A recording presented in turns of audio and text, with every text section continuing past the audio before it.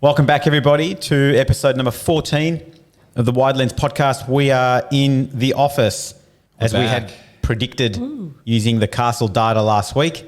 We're back in. We are now at 44% office occupancy. I'm Robert Baharian. I'm joined here by my colleague, Matt Rigby. Hello all. And we're going to cover the latest topics in investing and in financial markets. And we're recording this on Friday, the 29th of April, 2022. And we'll get straight into Matt's Market Minute. All right. So ASX 300 for the last 5 days, down 2.8. For year to date, down 3.17. The last 5 days, just a few companies have come out with earnings updates.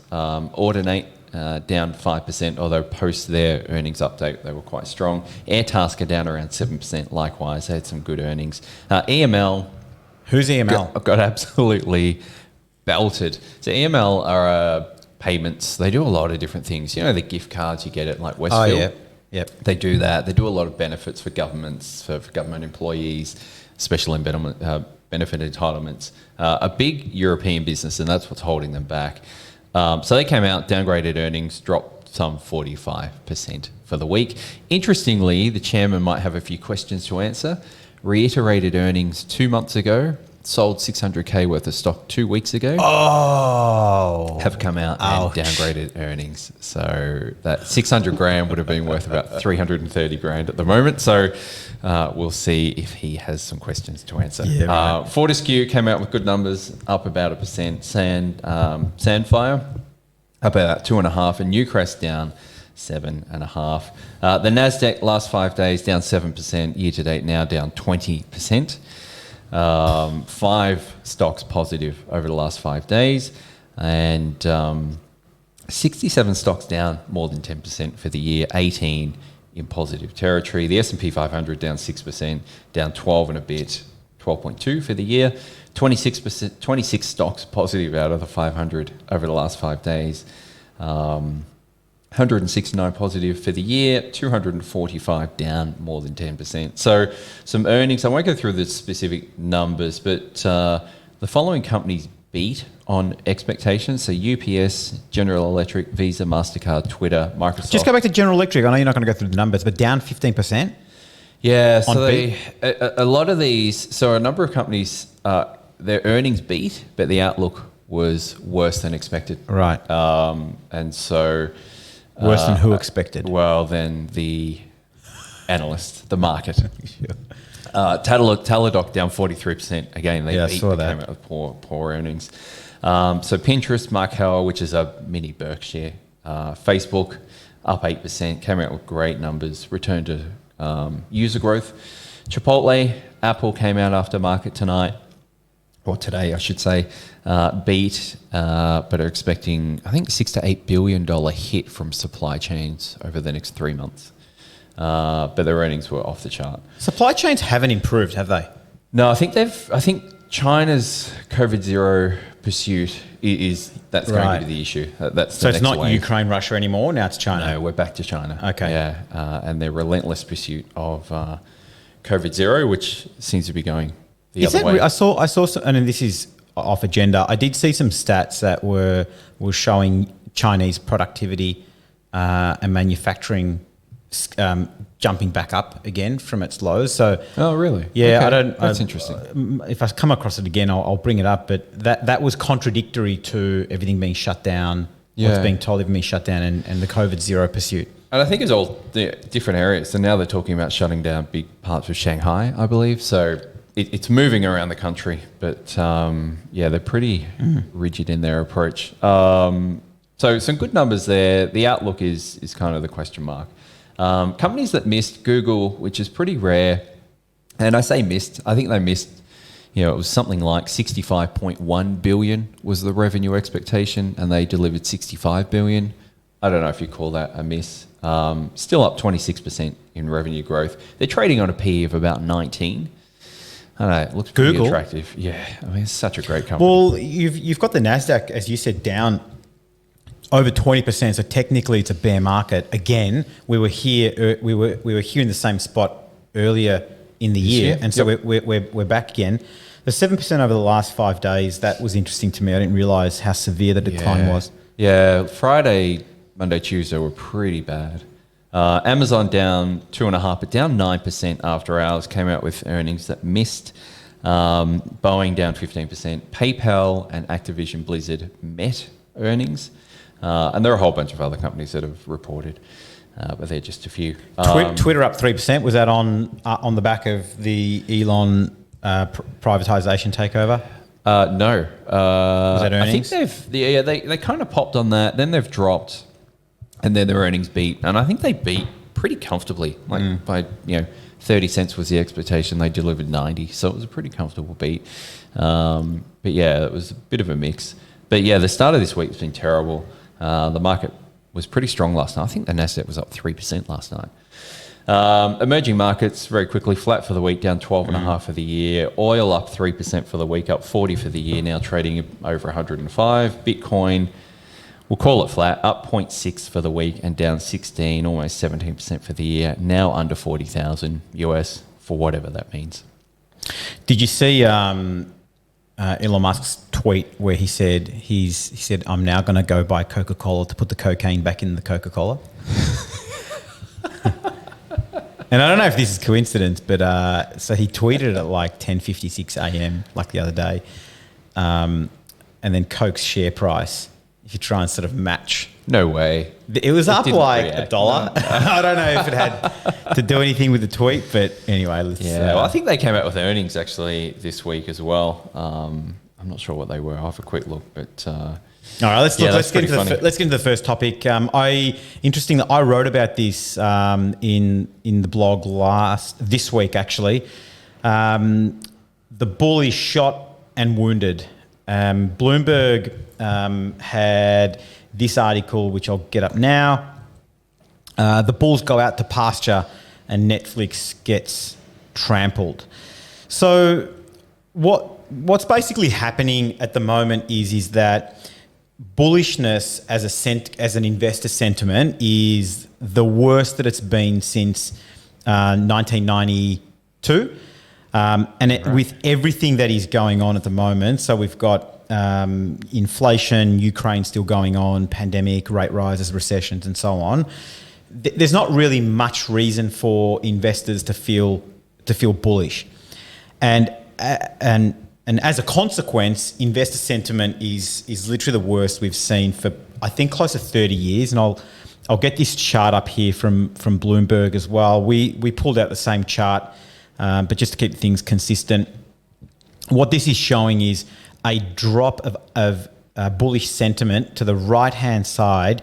You can see sentiment falling below 20% for the first time since 1992. And that red dotted line shows how bullish investors how bullish investors have felt since the American Association of Individual Investors, the AAII survey. It's been running since 1990, I believe. And we haven't seen a drop below 20 since 1992. Wow. What I then wanted to do was just have a look at, because do you realise how many people talk about calling themselves contrarian? Like, everyone's contrarian, yet you look here and everyone's kind of feeling the same way. And I think this is really important because, notwithstanding earnings and company profits and things like that, I think investor sentiment plays a big role in how share prices move with selling and buying. Yep. So I think it's really important to that extent. But going back to my point about contrarian, what I wanted to look at is, what does all this mean for the stock market anyway? Mm-hmm. And so I had some numbers, but then Bloomberg had some longer term numbers. So I want to bring this chart up now, which looks at sentiment as a signal to buy. So and what the title's saying is, previous AAII extremes proved good short-term buying opportunities.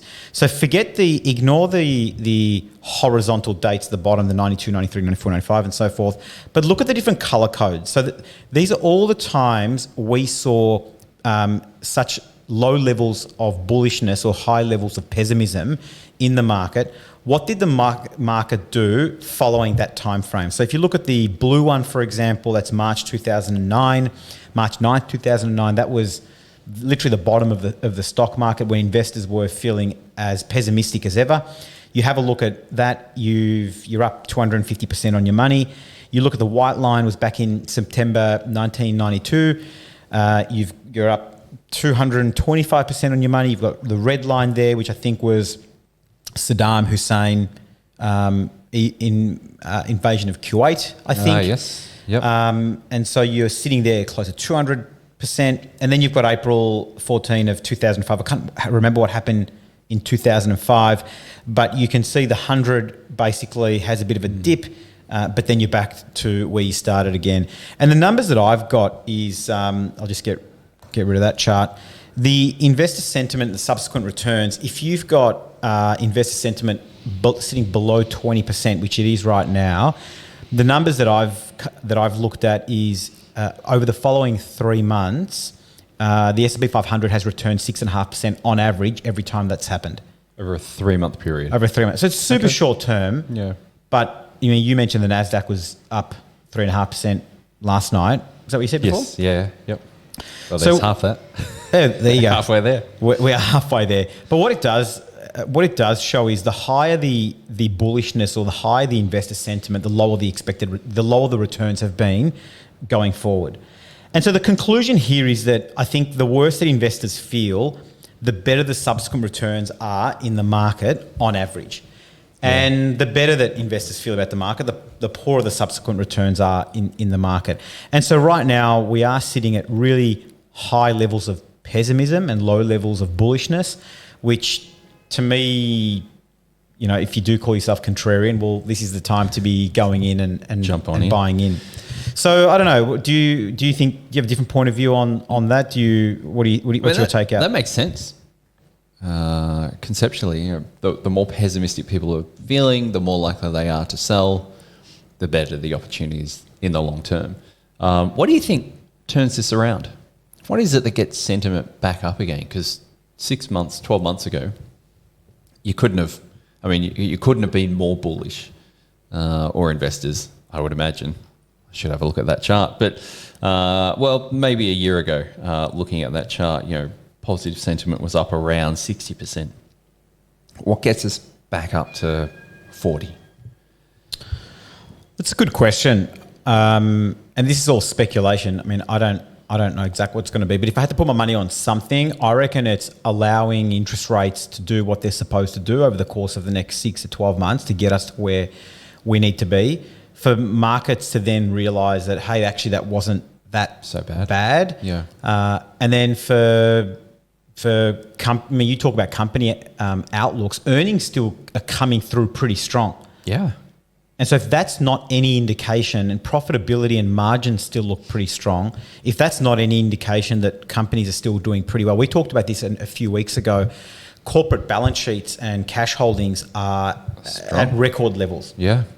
Yep. The US consumer, and I think you've got a topic about this later on, but notwithstanding your topic, the US consumer, their household budget is in the best shape that it's been in decades.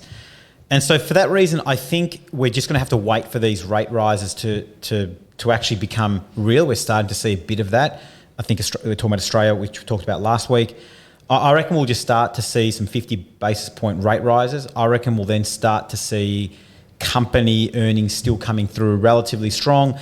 And then investors realising that, hey, this wasn't as bad as we thought it was and piling back on again. But I think we need to have some air released out of this. Yeah, no, I agree. I think, I wonder whether if we start to see a bit of a moderation in the monthly inflation numbers, if the Reserve Bank in the US, the Fed in the US, if they start to reduce I really feel like they're overhyping the interest rate increases to try and get some of this hot air out of the market. As soon as that starts to mitigate, if they come out and say, all right, we're thinking it won't be 50, it's now 25, or we're at a point where we can take a pause, I think that's possibly when markets, and that's towards or maybe at the end of that I think first part of the rate that's a good cycle? point. The inflation rate is a really good point.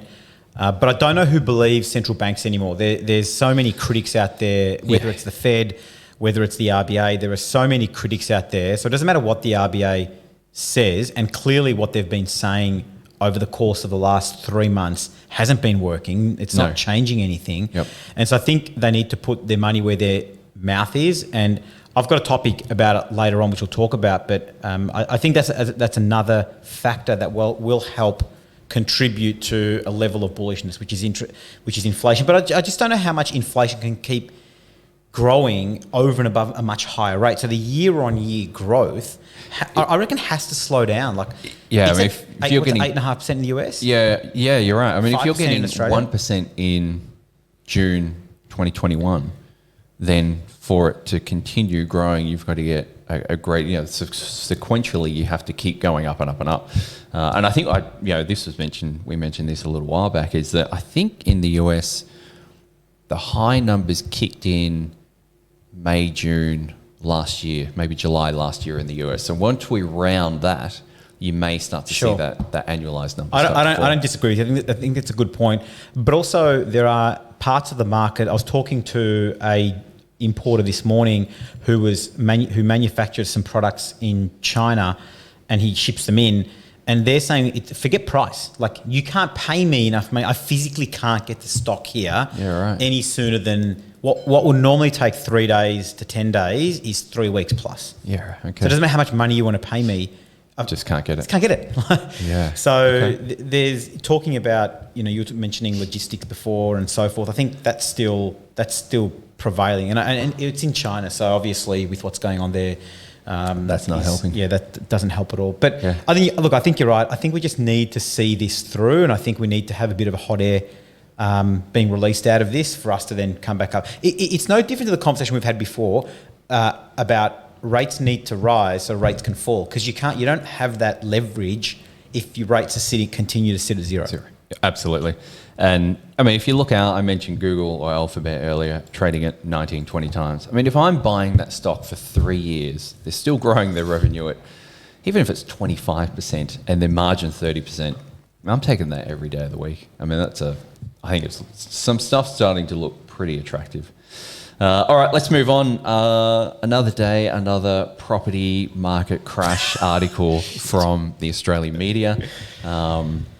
This one's actually from Bloomberg, and probably this didn't originally catch my attention. I happened to be watching Channel 9 News, which never happens. They're as tabloid as the rest of them. But anyway, the headline was property market, Australian property prices crash and turmoil. And I was like, oh, kind of caught my attention. Like, have I missed something? What's going on? And then I saw this article from Bloomberg, and I kind of started reading it, listened to the news piece on Channel 9 and realised it really wasn't as bad as the headlines were saying, but I thought it was worth mentioning because we're going to hear a lot more of this over the next 100%. I don't know, 6 months. So I'll bring up this first chart, losing momentum. So it's kind of saying Sydney. So Sydney home prices fall for a second month in March. So Sydney property prices down 0.2%, which... So 0.2... annualized is what? 2.4%? Like, oh no. And Melbourne 0.1%. But regional Australia is interesting there. It is interesting, yeah. That was interesting. And the rest of the nation plus 0.7%. So almost a 2% decline in the month of March for regional Australia. Annualise that number. Growth, not decline. Oh, I'm sorry. Yeah, that's positive. Oh, shit. Okay. Yeah, so that's really, really strong. Well, that's surprising in a different way. So, look, there are a couple of... so I was kind of, when I saw that chart, I was like, storm in a teacup. But I started reading some of the numbers, and there was some interesting things in here. So Tim Lawless from CoreLogic, who's always out kind of talking about this stuff, I think he's the go-to property guy, certainly for Bloomberg. So virtually every capital city and major rest of the state region has moved through its peak in the trend rate of growth. The sharpest slowdown's been in Sydney, where house prices are the most unaffordable. Not surprising. Advertised supply is trending higher, which was interesting. So say that sales again. activity is down. Supply is higher. Advertised supply. And it was interesting that Coming he from mentioned what? advertised supply. From a low? Yeah, it was a low. Remember that chart we looked at not long ago? Yeah. So, but you mentioned you were chatting to someone and he was saying there's a lot of unadvertised Yes. supply. So presuming that's still there or whether that has now become advertised, who knows? But anyway, the advertised supply is higher and sales activity is down over the year.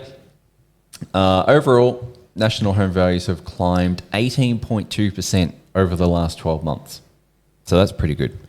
After reaching a cyclical high of 22% in January 2021. So I think the outcome is, or the takeaway is that we've moved through the peak. We're going to have some negative numbers at some point. It's probably not going to be disastrous. I think I read somewhere else 10 to 11% declines over the next 12 to 18 months. That's not too bad. I think if you've had 18% growth or 22% growth over a 12-month period, a pullback of 10%, it's not disastrous, especially if you've owned your home for more than 18 months. I think you're probably still doing okay. A couple of just other interesting bits here. The median home value in Sydney is now 17 or more than 17 times the median salary in the country, not in Sydney, but in the country. Better than Hong Kong. Much better than Hong Kong, absolutely. So wage increases about 3.3% from March 2020 through to December 2021, whereas property prices lifted about 22%. So, I mean, again, but what about interest rates? That's not surprising. What about banks' willingness to lend money?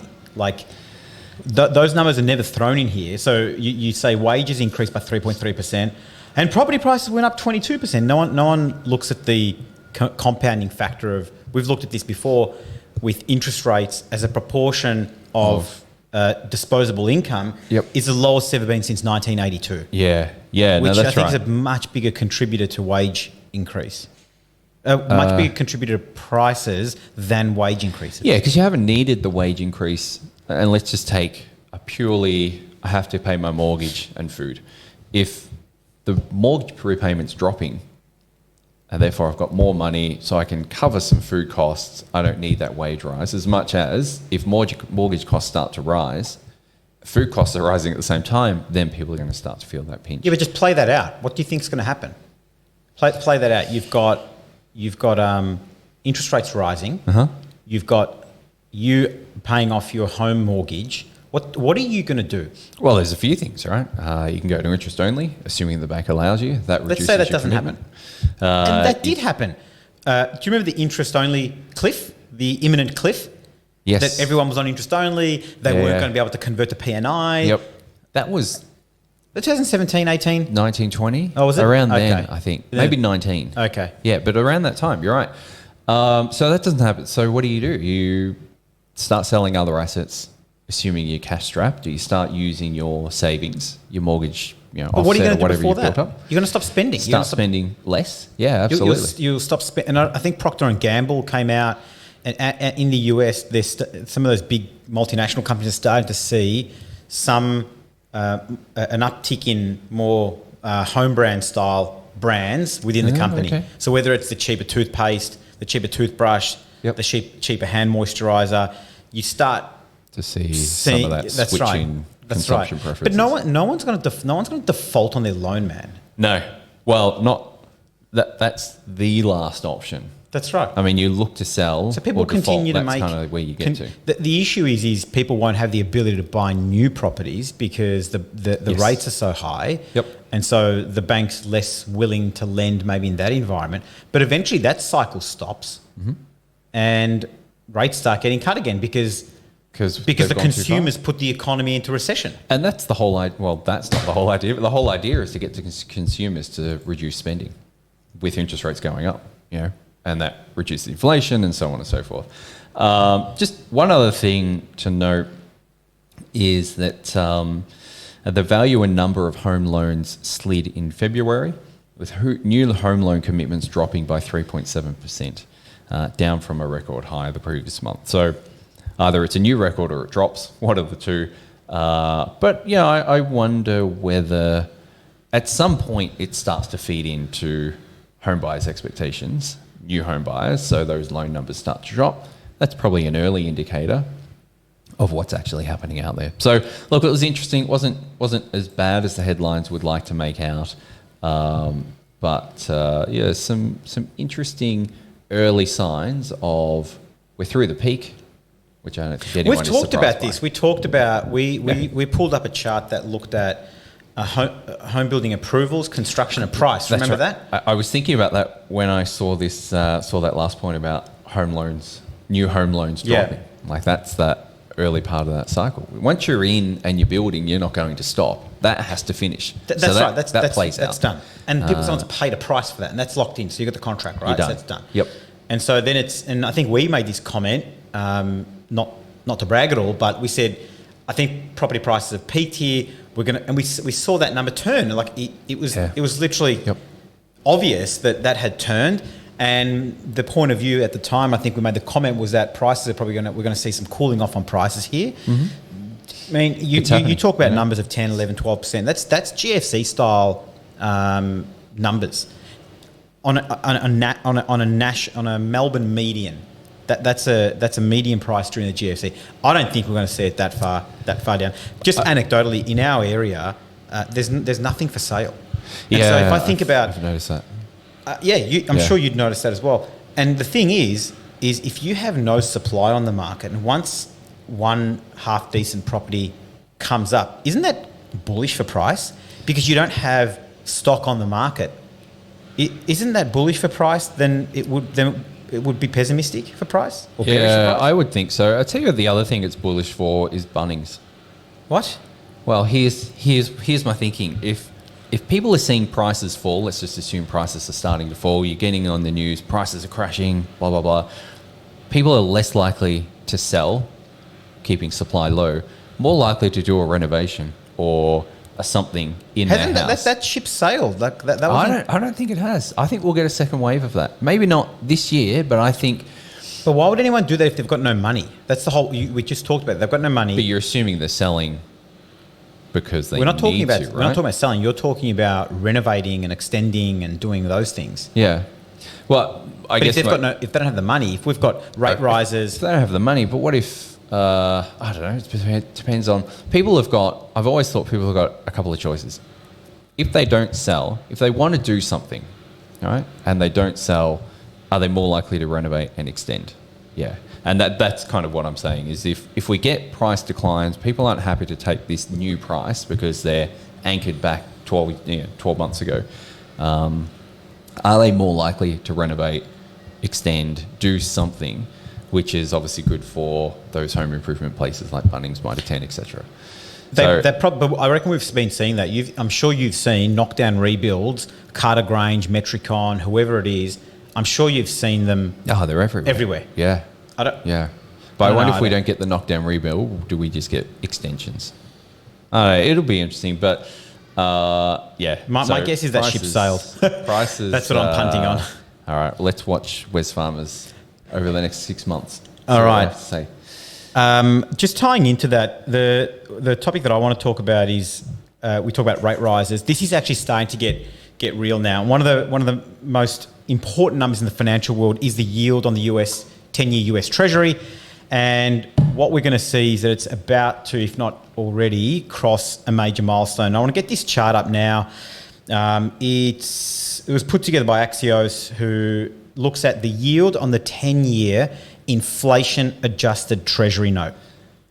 And so what this is, it is the yield on the bond yields after adjusting for inflation. And so currently you can see it's bottomed out there post-2020 and 2021, and you can see it climbing right up to zero there. Pretty aggressively. We're sitting on this chart minus 0.07, and it looks like it's going to be hitting positive territory for the first time since the pandemic. So since the pandemic hit, it's Treasury bond inflation, Treasury yields adjusted for inflation have been negative. And so I mean that matters because as the Fed starts hiking rates, that starts to move into positive territory. Yep. At the moment, what's happening is investors investing in bonds basically giving their money away for a negative real return. Mm-hmm.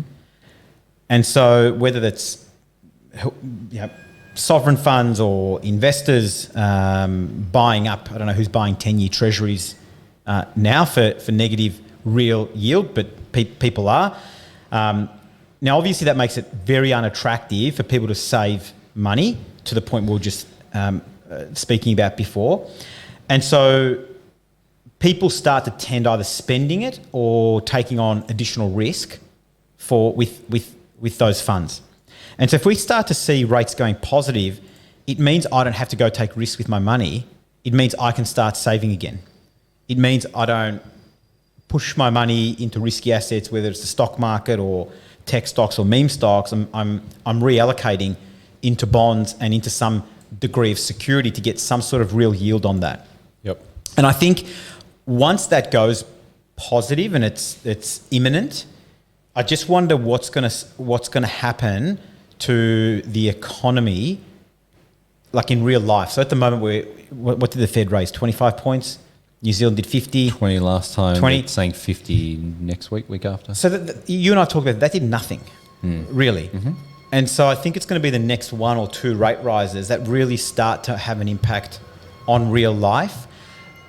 And I also think as it relates to the stock market, if you're getting 2% on bonds or 2.5% on bonds now, nominal, not real yet, I reckon people will start allocating money to defensive assets.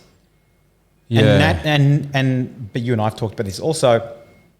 I reckon there's a natural bid that keeps yields low because you've got investors moving money from stocks, let's say, to bonds, and which naturally has, a dampening effect on the interest rate. price. Doesn't have to be 6% because the government can raise money at 3%. So it doesn't need to raise rates. Yeah.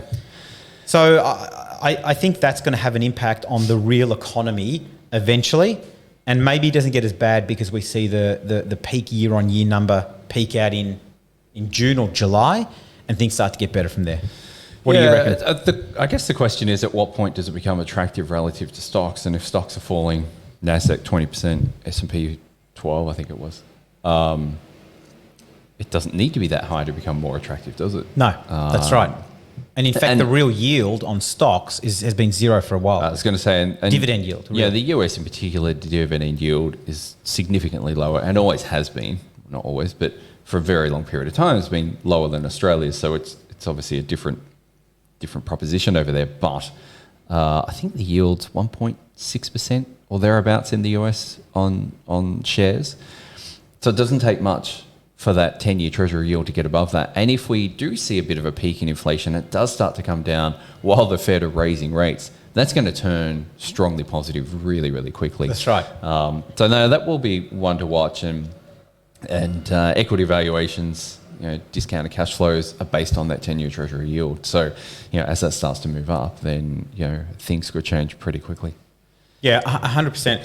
I was just going to mention something. All the outflows we've seen, it'd be really interesting to see now, once that turns positive. Where we are now, once it turns positive, I'd love to see what impact that has on fund flow. Yeah, that was a month-by-month number, wasn't that chart that we had last week? Depends. There was a week-by-week chart we've looked at as well. But yeah, there's been a massive exodus in bonds. Yeah, so that will be fascinating to watch.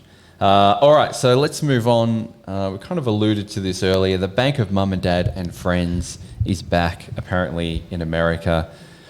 Maybe not back as strongly as what it could be, but there was an article in Bloomberg about Americans increasingly borrowing money from family and friends to cover expenses, which I guess plays into the whole narrative that, inflation's starting to bite.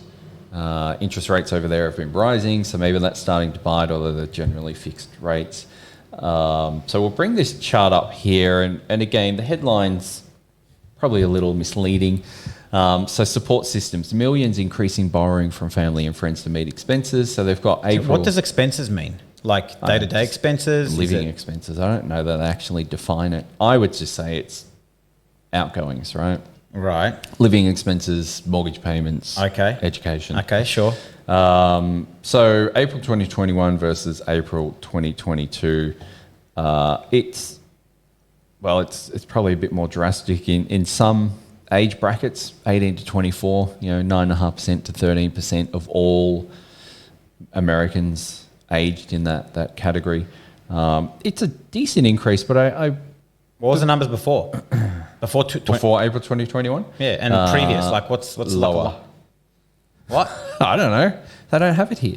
That's But I think it's the trend is possibly the interesting part. And this is at the start of interest rates going up.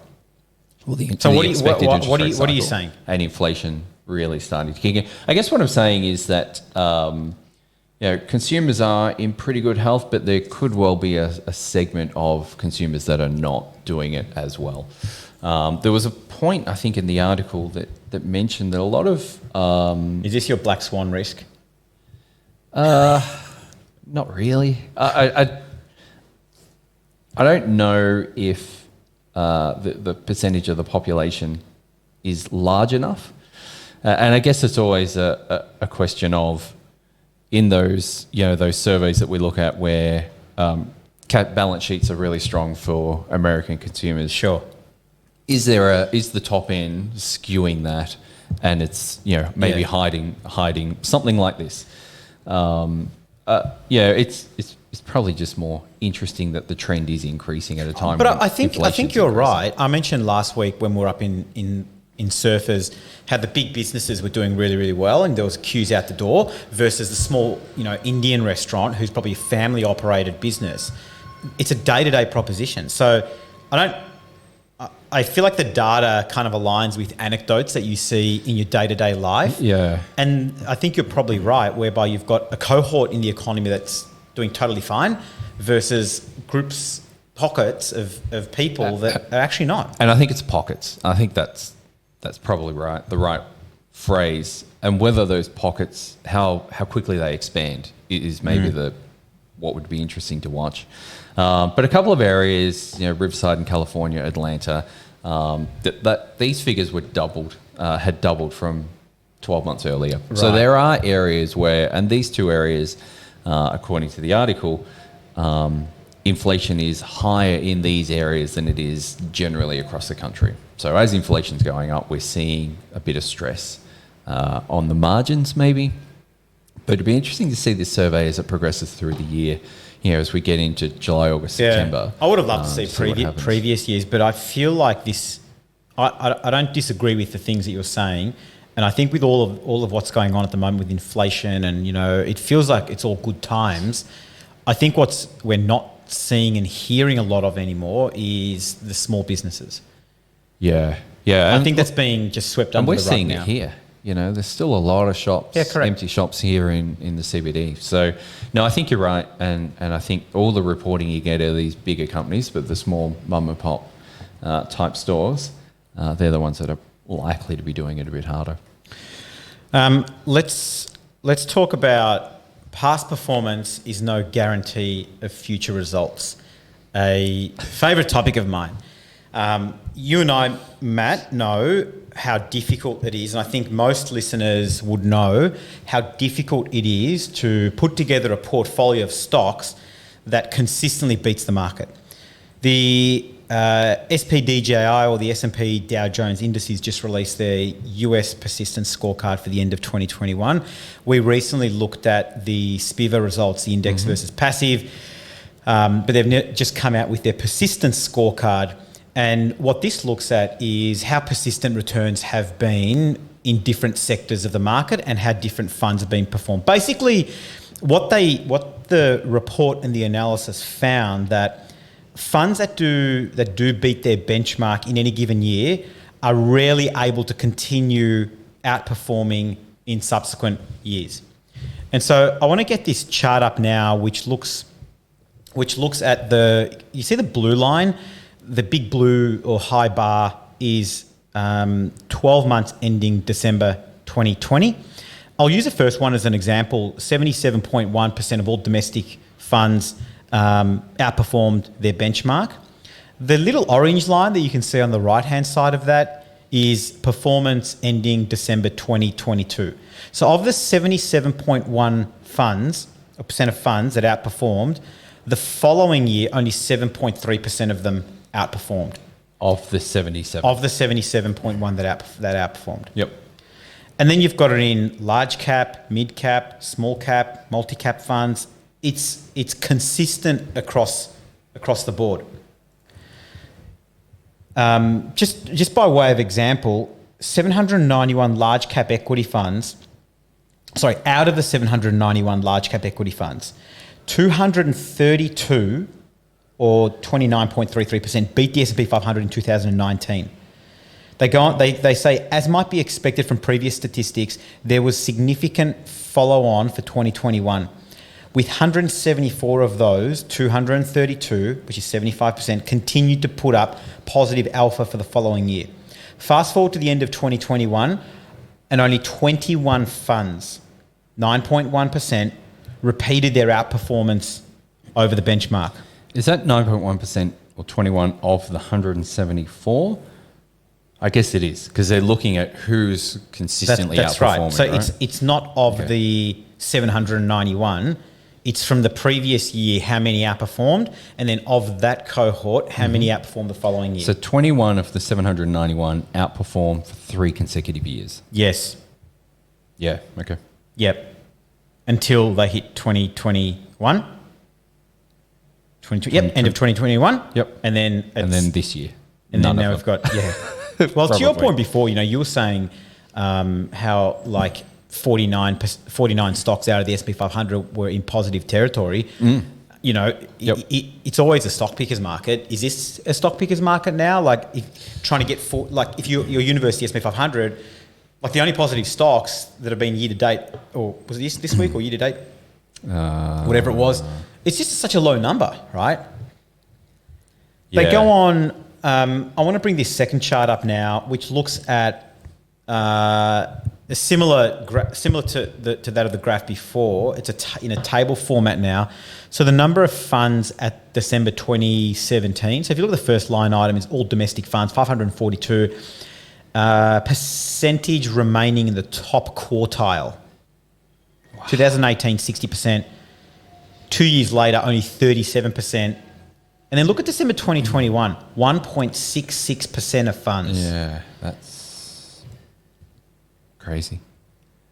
They go on to say, unsurprisingly, the one pattern that did hold across equity funds was a tendency of poorest performing funds to close.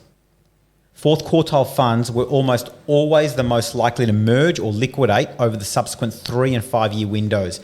As 142 out of that 484, so almost 30% of all domestic funds classed as bottom quartile from December 2011, 2016 for that 5 year period, closed their doors. And so if you've got 30% of funds just shutting their door, we've talked about this in the past,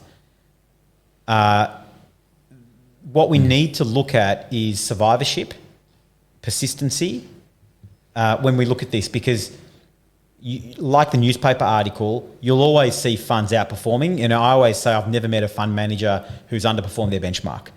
They've always outperformed their benchmark. But when you start kicking the tires, you start quickly seeing the bumper bar falling off, the hubcaps falling off. Yeah. And so you need to be quite diligent and understand what it is they're doing, what are they investing in, what is their universe, and what's an alternative, what's a comparable alternative. And so past performance is not an indicator of future results, but I wonder, is that more applicable to active fund management and stock picking than that it is of the broader benchmark or not? I don't know. Yeah, I don't know. I don't know. I'm sorry, I'm distracted by that. What are you distracted by? 1.66% in December 2021. Why does that surprise you? It does surprise. Well, because that's top quartile. So don't forget the second quartile. And so all domestic funds in December 2021, they were 14.8% were still in the top half. But only 1.66% in the top quartile of the 2018 top quartile funds are still in the top quartile. So it's gone, finished. Yeah, which is interesting, really interesting. It's fascinating to drill down on these numbers. To get back to your question, which I honestly can't remember what it was, something about past performance. Past performance. Because I think for broad equity markets, like let's use a bog standard S&P 500, like you've got a pretty good history, long enough track. The S&P 500 doesn't close down. No. It doesn't shut up shop and liquidate and merge. No. Right? And its historical long term is 9-10%. 19? 9 to 10. 10%. But very rarely does it actually return 9 to 10% per annum. But I think maybe that's the point. Maybe it's rare that an active manager will outperform 3 or 4 years in a row. But how it'd be interesting to see over. Let's say we got a bunch of funds that had been around for 15 years, which is probably not as easy not many to of them find. That's the problem. And how consistently have they outperformed? And maybe there's a correlation, and I expect there probably is, between those that have that survivorship and their ability to more consistently outperform. Just like you said, the S&P doesn't deliver 9% every single year, and very rarely does it do that. Some years it's significantly higher, some years it's quite a bit lower.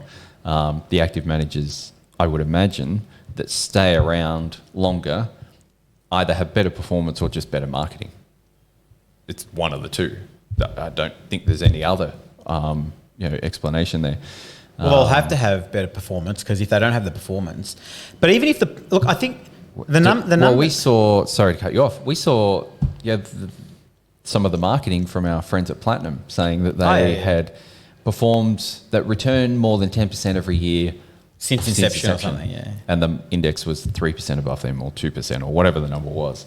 So I think marketing absolutely plays a part in it.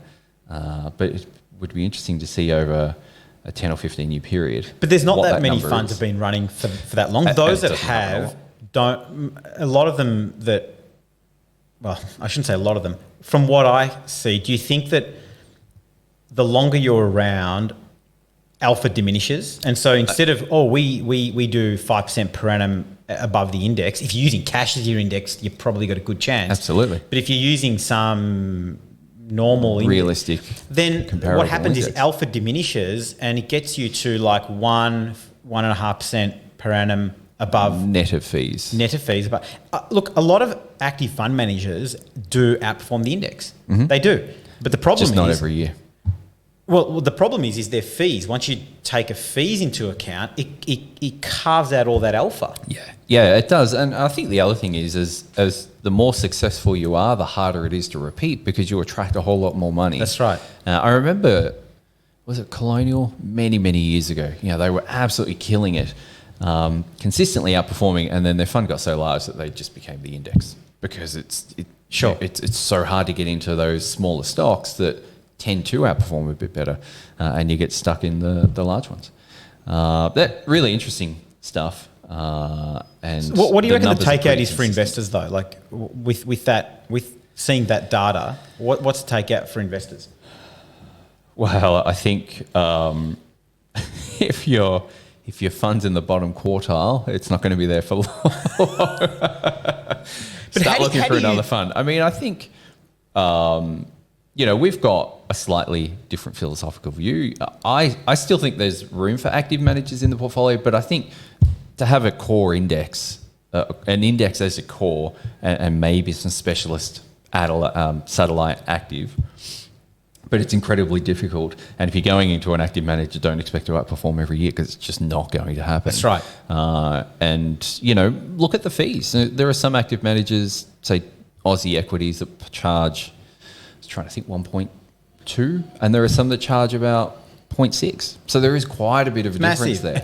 Huge. Your 1.2 plus your performance fee. Plus performance fee. And the performance that's the other fees, thing. What's that? Above the RBA cash rate or something? Well, I don't know. Not a high hurdle to much. But the international as well, I think, is it Magellan at 1.6? No, I think they're 135. Are they 135? Okay. Plus performance fee. And then, you've got other international managers here in Australia that are 0.7 or 0.8. So there's a massive hurdle that they're starting that much further behind even their fellow peers, the active peers, not to mention the index. So you have to be that much better. And I mean, clearly the numbers are showing. But then the other thing, difficult the other to thing do it you year need after year. You're absolutely right. But then what the investor needs to do is try and, because if you're not doing it year by year by year, and the numbers show that over a 3 to 4 year period, only 1% of funds actually do outperform. And the question is by how much, right? Like if you're taking on that much level of risk to outperform by 50 basis points, like why would you take on that degree of risk? But then you need to then identify who are the funds that are going to actually deliver that return? How long are they going to deliver for? How far in the cycle have I come into it? And once they hit that bottom quartile, they're going to do one of two things. They're going to either turn around, become first quartile, or if they can't turn around quick enough, they're done. Gone. But, knowing human psychology, that people will get in after a fund has had 1 or 2 years of really good performance, because that's just what we do. We chase those numbers, chase those good numbers, and then you get in at the top. You might have like 6 or 12 months worth of returns, and then you go, this is great, and it's all turns to shit. It's all gone. Look, it's incredibly difficult, and diversification is absolutely the key. But I think there are some asset classes, like if you look at large cap Aussie equity or large cap US equity or global equity. Yeah, they're not. I mean, how much alpha can you add? But I think there are other areas that are not so accessible, for example, or just there might not be pockets that have maybe an index or some sort of market to replicate, whereby if you've got an active manager playing in that space, that's how you're going to have to get access to it. Yeah, it was interesting that the large cap was the one that had the highest follow-up at December 2021. I would have expected that to be the lowest, because it's so widely followed. But could it be momentum? Like if you just keep buying the FANGs, as an example. Imagine if you just bought the FANGs. Yep. And momentum, and you'd still be doing pretty well if that was your strategy. Right. That's right. But then you're underperforming relative to that of value stocks now, and we talked about this last week: oil, banks, etc. Yeah, I think we've talked about that long enough. Let's. Do you want to add anything more to that, or you're just gobsmacked with the numbers? That we have. All right, gone through that. Let's jump into director's cuts. What do you want to cover? Look, let's do Netflix. Everybody's favourite topic at the moment. Everyone is having a crack at Netflix. There were two things that I didn't learn till after we spoke last week about Netflix. So they dropped, was it 200,000 subscribers? That was the reduction. 700,000 is the number they lost in Russia alone. Oh, wow. Yeah. Is that because they left I think the Russian because they've market? shut it down, yeah. I think. So if you... have they left? I don't know if they've left. So what if you add that back? Well, then they're up 500,000. Do that math. Come on, man. The Ukraine also added to that. They lost a bunch in the Ukraine. But I think management expectation for the quarter was a gain of 1.2. So they're still short of that even when you add that back in. That was interesting. The other thing that I find interesting about Netflix is they are starting to get into the streaming gaming market, which Alphabet... who else does it? Microsoft are doing it. Apple are doing it. Sony, not great, but I think they're trying. Sony still exists? What the hell does Sony do? The PlayStation. Okay. That's huge. Outside the US, I think PlayStation is the biggest console. Anyway, so they used to make Sony Discmans. Remember those? Yeah, I think I had one. Listening to Bon Jovi or something. My point was, I think that's an avenue of growth that they could look at. The other thing is they spend... I mean, if they just pull back their production a little bit, although that is their supposed competitive advantage, like they did during 2020. I mean, they went from cash flow negative to cash flow positive, $2 billion like that. But, it's hard. They're up against really well-funded competitors now. NBC, you've got Apple, you've got Disney, you've got Amazon. I mean, didn't CNBC Plus just shut down a $300 million dollar? Was it a pilot? I thought they had something going on, and they just shut it down. Yeah, because it just didn't working. work. But it's so competitive now. I mean, Hulu, you've got HBO, you've got just enormous number of competitors, and everyone up until this point, as far as I'm aware, are doing a subscription only and an ad plus subscription model, whereas Netflix haven't, and they're now looking at that. So anyway, that was just interesting. But isn't that, I mean, Netflix's wild share price ride, isn't that akin to that of like an Amazon. So if you think about Amazon now, and if you forget Amazon's web services, forget everything. Think about what Amazon, it was books originally, but now it's goods. Everyone's doing that. Everyone's doing same day delivery, right? Everyone's doing next day delivery. So but yet Amazon continues to dominate to some extent in that area. Although that's changing now after many, many, many, many years. But there may be an argument to say, well, the diminishing returns whereby something like that 10 years ago took a lot longer, whereas something like that in this environment, competitors catch up really quickly. It doesn't take them 10 years to catch up anymore. Yeah. Amazon fell 80%, 90%. How many times? Netflix has fallen 50, 60, 70, 80%. A few times. And so, people say, if only I invested in Amazon back in 2003. Well, here's your chance to jump to Netflix. Freaked out. Show me if you've got the guts to be doing this. Most people won't be doing it. No, most people won't. And I think that the headline of the article that's in here is how Netflix awful week Mars. It's 20,000% climb since way back in the day. So, that's still a good business. They're not disappearing. Can they respond? Management have done it many times. Let's see how long it takes them to kind of get that back. Just further to that, I saw on Mark Zuckerberg's Instagram, because we're mates on Instagram. Did you see Meta's first store is opening in Burlingame in California in 1 week's time? You can experience Quest 2 and project what you're experiencing project what you're experiencing onto a big wall for your friends. It's a great way to see how our products connect people today and get a sense of what's coming as we build towards the metaverse. So these guys are going hard. I feel like the market has just discounted Meta and what they're doing, and the metaverse being, something that was 2021. But looking at some of these pictures, it looks like a quasi Apple store where you can go in and you put on all this gear, and there's these massive walls where you can start connecting. I don't know if you've seen Mark do it on his Instagram, where he's recording, seeing him shaking hands with people in the metaverse, and it is insane the technology that is going on right now. VR used to just be really poor, terrible quality. But it looks like what's going on now, and the quality of the technology now, it is insane. So you can do personal training, you can go do boxing, you can do one-on-one, so you'll actually get jabbed and you'll kind of feel it. That's awesome. I would so do that. That would be a workout. Yeah. Right, without you having to go anywhere. So I thought that was interesting. And then the other thing that I came across on Visual Capitalist was, did you know interest rates in Zimbabwe are 80%? Not until I saw this. 27% in Yemen, 44.5% in Argentina. Germany, they are still zero.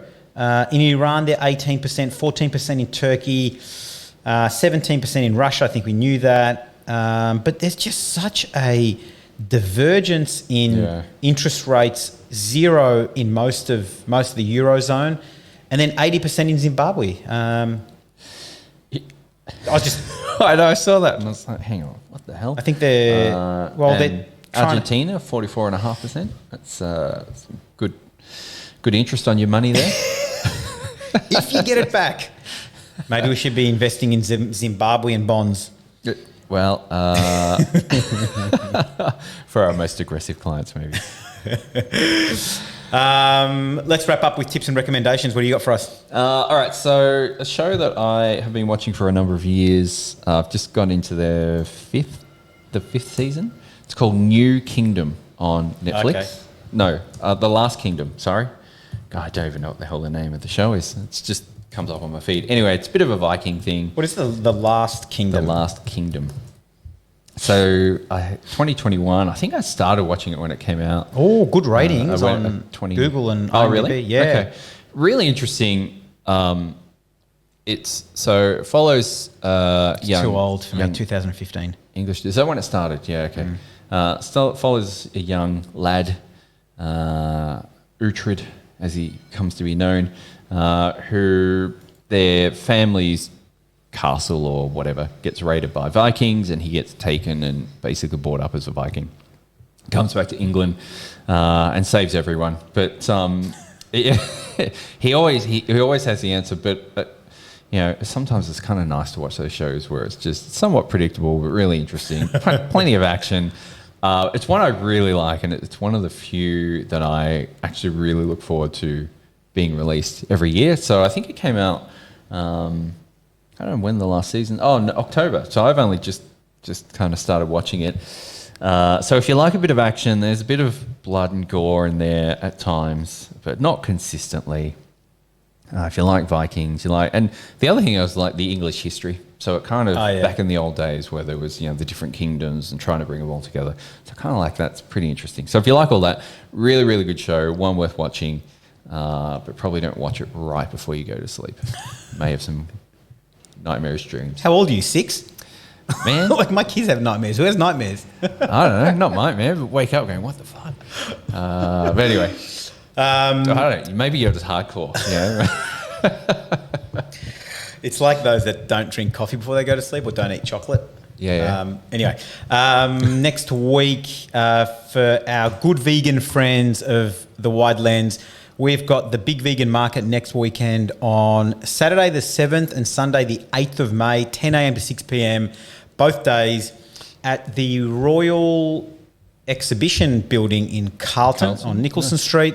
As some of you may know, I also run The Good Company, which is a profit for purpose company. We're popping up at the festival next week, dishing out super real, bloody good burgers and fries. So if grab mum for Mother's Day, bring her down. There's lots of food, lots of lifestyle products, homewares and all that stuff. So head down to the Big Vegan Market, first market in, I think, market and festival for like 2 years, since 2019 or 3 years. So it's been a long time coming. I think the expectation is around 15,000 people to be coming over the 2 days, which should be pretty good number. Yeah, which should be good. Yeah. So head over there next weekend. Or at least come by the burger Buy tent. one. Rob's Burgers. All right. Jump on YouTube, and you can also view the video on Spotify now. We've got that up and running, which is awesome. Jump on, flick us a note, info@baharianwealth.com.au, and we'll see you next week. Cheers, guys. My name's Robert Baharian, and I'm the founder and CEO of Baharian Wealth Management, AFSL 526798. The information contained in this podcast by me, my colleague Matt Rigby, or any of our guests may include general advice and does not consider your personal circumstances. You should seek personal advice from a registered financial advisor who can consider whether the general advice is right for you.